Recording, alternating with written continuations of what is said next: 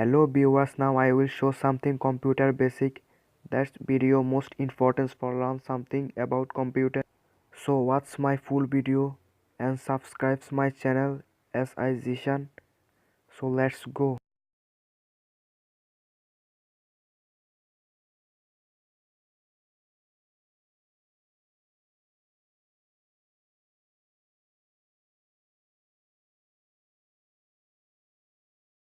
This is a standard PC, no markings. You can buy this at any store, any computer outlet. To get into the computer, you look at the back, make sure that all your connectors, when you lay the computer down, all the connectors are on the bottom. These are thumb screws. You unscrew them, put them off to the side, and you slide back and then lift up. It just takes the case off. Now, this is the inside of a computer. You have a power supply. And these connectors come off the power supply, supply power to everything on the system board and on the components. This is a processor fan, heat sink, which is over the microprocessor. There's several components that are on here that we'll talk about later. You have your hard drive, you have your CD-ROM, and this component down here is called your motherboard. We're going to take this apart. The blue cables that you see here are called SATA cables, S-A-T-A, SATA cables. There's a pin on the top of one of these. You squeeze and pull. See this pin here? What you do is you squeeze that pin down and you pull out, and it comes off of the hard drive. Then I'm going to take the power, which has the same type of connector, only just a little bit longer. We're going to do the same thing up top, squeeze and pull. Same thing with the power, squeeze and pull. The power is supplied through the power supply. The SATA cable is supplied through the system board. These cables here, these SATA cables, are connected to SATA ports that are on the system board. Again, you squeeze and you pull. Set these off to the side as well. We're going to start disconnecting power to everything. This power cord right here connects to a case fan. They simply just unplug. This power connector connects all the power to the system board. Squeeze and pull directly out. It's got this little clip that clips onto the side of the system board. Again, another case fan, unplug power, and you have a 4-prong power connector down here. It supplies more power to the board. It also has a little squeeze pin, and it pulls right out. Now your power supply is completely disconnected from your system board. Now we're going to remove the power supply. Okay, to remove the power supply, there are 4 screws on the back side. Get a Phillips screwdriver. Make sure you don't lose your screws.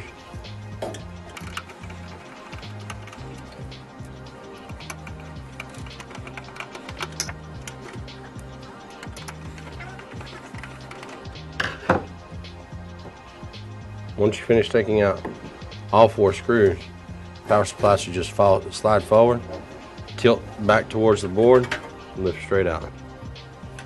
That is the removal of a power supply. Now, let's remove the hard drive. Normally, there are 2 screws that hold the power supply in on either side, top and bottom. Let's remove the hard drive screws and remove the hard drive.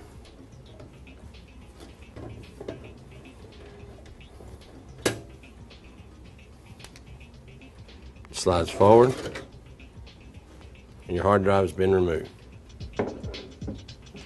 If you have screws on the other side, on the opposite side, stand the computer back up,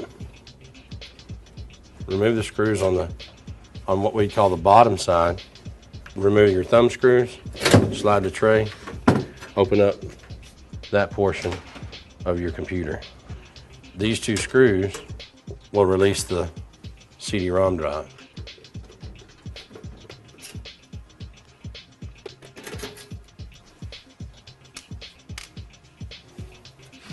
Turn it back around. Two screws on this side. Once you've removed the screws from the CD-ROM, push from the back out forward, and your CD-ROM slides forward. Now, to remove the system board, you can first have to remove each one of the components that are tied to it. Cables, PCI connectors, or PCI Express, whatever external cards or what they call add-on cards, you'd have to remove those. This is considered memory. Doesn't necessarily have to be removed when you're removing the motherboard, but you can. To remove the memory, there's a tab on either side. You pull the tab out, pull this tab on the other side out, and the memory slides right out. There's your memory stick. Now we're going to remove this PCI card. To do that, you'll see the screws inside here. It's hard to get to. There's a cover on the back side that we have to remove first. This is not normal on all computers. Some of the big box computers do not have these. Most custom cases will. Remove your case. It exposes all your screws. You find which one has the silver tab. That usually indicates an add-on card. Unscrew it. Go back into the case. Grab both corners and pull straight out. This will take your card, your PCI card, off of the system board.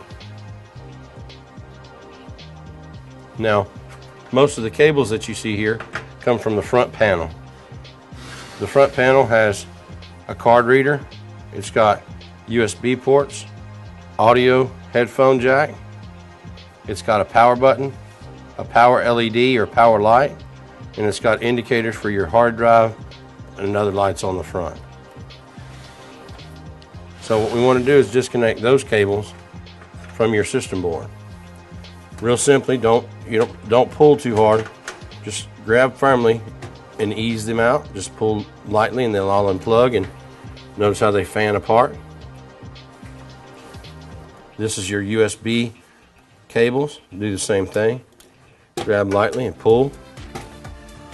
These do not fan apart, and it has the word USB, or has the letters USB on them. This will tell you these are for the USB ports and the card reader for up front. Then this cable, again, pull from here. It tells you that it's an audio port. Came from here, and it'll tell you on the system board where it says audio. Now let's remove the motherboard. To remove the system board, there are screws that hold it on. These screws are indicated by little circles throughout the system board, and that holds it in place so it can't move. And once we remove those screws, the system board should slide towards the front of the case and pull straight out. I'm using a lightly magnetic tipped screwdriver to kind of help. Some people don't necessarily think it should be used, and if that's the case, if you don't feel comfortable with that, then don't use them. I'm sure whenever you're putting these screws back in, that you don't over tighten them. They just need to be tightened up enough to where it holds steady. The motherboard should lift straight up.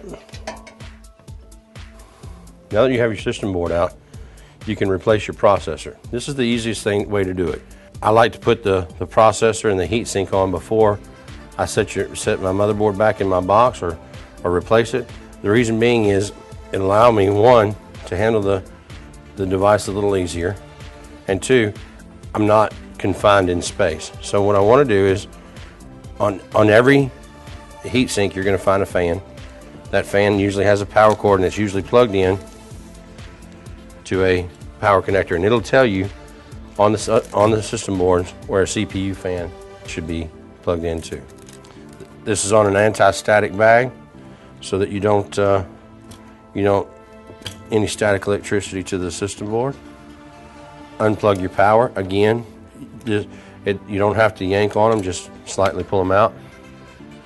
There's a screw inside of each one of these that you can remove the fan. Some people remove the fan, or you can just remove it by this. Take that lever and you lift it up. Get you a flathead screwdriver. Push down and it releases it on this side. Once it releases from this side, you can release it from that side, and your whole processor should lift right off of there. Now, this processor is mounted, it's not mounted, but it's stuck to the heat sink because of the heat sink paste. Take your screwdriver and lightly turn it, and that should break it loose, and that is your processor. This is the arm that it comes off of, locks it into place. On each processor, you have a row of pins. They have a pattern inside. You'll notice that there's 4 holes missing. There's also 4 holes on the system board itself, on the processor socket. When you match up your triangles, you set it back down into place. That pattern will match up. You don't want to force it. It should drop right into place if you match up your triangles. You lock it back down, and you're finished. So let's talk about the components on the system board. This is your power, main power from your power supply. This is a IDE connector for the older IDE hard drives or CD-ROMs. This is a floppy drive connector, just in case you have a floppy drive, which they don't really make hardly anymore. These are SATA connectors. SATA stands for Serial ATA. If you'll notice inside, they're very distinctive. Your SATA 0 is your highest port. It's your main port where your hard drive would plug to. And then you have your SATA 1, 2, 3 on the other side for any others. You have PCI slots. You have a video port. The only thing that fits in this port would be a video card, PCI Express video card.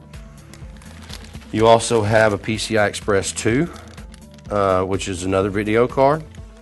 These pinouts up here is where you would plug your front panel for your power switch and your front speaker, or the LED lights.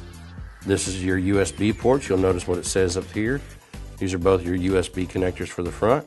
This is a communications port in case you have a communications card in the front. You also have on the back, you have audio ports, which is your speaker, microphone, your headphone jacks. You have an Ethernet connector for your network. You have 2 USB ports here, 4 more on this side. You have a DVI port. You have a VGA port. Both of these are video. You have, if you notice, this one's green and purple. This is a PS2 port. You can plug either a mouse or a keyboard. And then you have 2 more USB ports on the front side. Your memory sockets, you have 2 DDR memory sockets right here. This processor is an AMD processor. You can tell because it says AM3 or AM2 Plus. This is your processor socket. These are the mounts for your heatsink. This is your Gigabyte motherboard. This is a chipset heatsink. It keeps your chipset cold or cool. Then you have a variety of capacitors and resistors and different little chips on the board that'll help you. This is called a CMOS battery. You have your audio port. That's the basic components of a system board. And all system boards are different. Some of them won't have a floppy port. Some of them will not have an IDE port anymore. Everything's going to SATA drives. You may not have a PCI Express connector anymore. You may just have the PCI 2. You may not even have any PCI connectors. This is your 4-port power connector, which supplies power to the processor and all the ports in the back here. This power connector supplies ports to power to everything else. And that's basically the components. You have fans to plug in here on either side. This is right here for SPDIF is surround sound I/O right here. Another audio port, and that's your basic components. Now that we have everything apart, we're going to put everything back together. We have our processor back in and it's locked down. The good thing to remember is the paste that you see on here, anytime you're putting a processor back on, you want to add some type of thermal paste back on between the processor and the heatsink itself to kind of keep that section cool. So what we're going to do is we're going to turn this all the way back around just like we had it, and we're going to set it back in place. We're going to turn it and we're going to make sure that it's locked down on this side here. So when we turn it back, the other side, this portion, we have to push down on just a little bit to where it locks into place. Now that we've got this pushed down on both sides, we're going to lock the lever in place,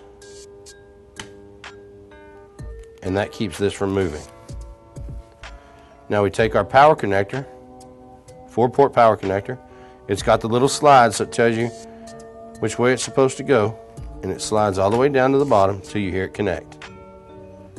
Now that we have this in place, we can add our memory back as well. The memory can go in on the outside just as easy as it can on the inside. So we want to line up the grooves with the grooves that are in the system boards themselves. So we want to make sure that the grooves match up before we insert it. We want to make sure our tabs are open on both sides. There's a rail that it goes into here and here, and then you want to push down on both sides firmly until you hear it click. If you have two, you can put it on either one of them. If you have an additional memory, you can add that to it as well. This just has a single stick of memory in it, and we'll get into that further in another video, what type of memory and what type of slot. So now we're ready to put this back into the system board and right back into the computer. So we take our case like we had before. It's empty, and we want to add the system board back in. So we're going to lay it back down. We're going to put the motherboard back in. Notice on the back how you have your holes aligned where each one of the components go, and it tells you where the keyboard or mouse, and it tells you all the other things, and we want to align the back of these with the ports that are on the back of this. Now anytime you buy a system board, this plate pops in and pops out, so it doesn't matter if you have a generic case and a generic motherboard. You can pop this portion of the case out and put the one that comes with your new board in so it matches up. So let's set our case back down. You want to take your system board, make sure that your components are facing the back. You want to go in an angle, moving all your cables out of the way. You want to make sure that it matches up with all your components in the back. Make sure that nothing is poked out. Make sure that you're all in the right place. And you want to make sure that you can see your screw holes and that they're matched up as well. Again, when you're putting your screws back in, you don't have to bear down on them. Just make sure that they're snug. Make sure that the system board will not move. It doesn't jump, because as you plug components into it, you don't want it to shift. The ones back here by the back of the system board are the ones that are a little more tough to get to because of the lip on here. Just you can use a shorter screwdriver or an actual longer screwdriver just to get your screwdriver away from the edge there. The main concern with the screws is you want to make sure that all four corners are tied down or anchored. You can short a system board out with the wrong screw, or with not having a screw added, could add a short to the system board, which will cause your system board not to power up. So make sure that you don't have anything except for the brass inserts underneath where you're screwing these two. And once you have your brass inserts, everything else should fall right into place. Okay, we're going to add the CD-ROM back to your system. You want to make sure your SATA connectors, the same ones that are on the board, system board, the SATA, and then your power. SATA So you want to slide it in from the front until the front piece matches with the front of your case and your screw holes are lined up. You want to take your screws. You want to make sure that they're snug. You don't want to have to bear down on them too hard. You just want to be able to get them into place to where it holds the CD-ROM in place. Now that your CD-ROM's in place, we're going to add the hard drive back. Your SATA connectors that are on here. This is power. If you have IDE power and you don't have SATA power, this hard drive has both power connectors. So you can add a power connector similar to this from your power supply if you need to, or just use regular SATA power. I'm going to add this back in. And what we want to do is we're going to find our ledge where we want it. We're going to slide it back in. Notice our screw holes are lined up into the slots. We can slide it all the way as far back as we want, or we can bring it as far out as we need to. The adjustment is purely up to you and the space that you have. Take your screw, line it up. Doesn't slide either way. Now that these two components are back in, we're going to add the power supply. We will add a PCI card. All the other components are in, but I want to add the power supply now to show you how everything plugs back into place. Power supply will go upside down. This depends on the back angle. You want to go in at an angle, up, turn it straight, slide it forward. You want to match up your holes, your screw holes. Like most power supplies, there's a ledge on top underneath that'll help you hold it in place. So when you're ready to screw it in, you line up your screw holes, you screw your power supply back in. And this one you want to make a little more snug than the rest of them. This is all your power here, so you want to make sure that it doesn't come loose. Now your power supply's in, snug, it's not going anywhere. Now, let's plug in our 24-pin power connector. There's 24 pins. On your system board, it has 24 pins. Your squeeze pin is on this side right here that locks and unlocks them. And there's a ledge on the edge of your power connector there.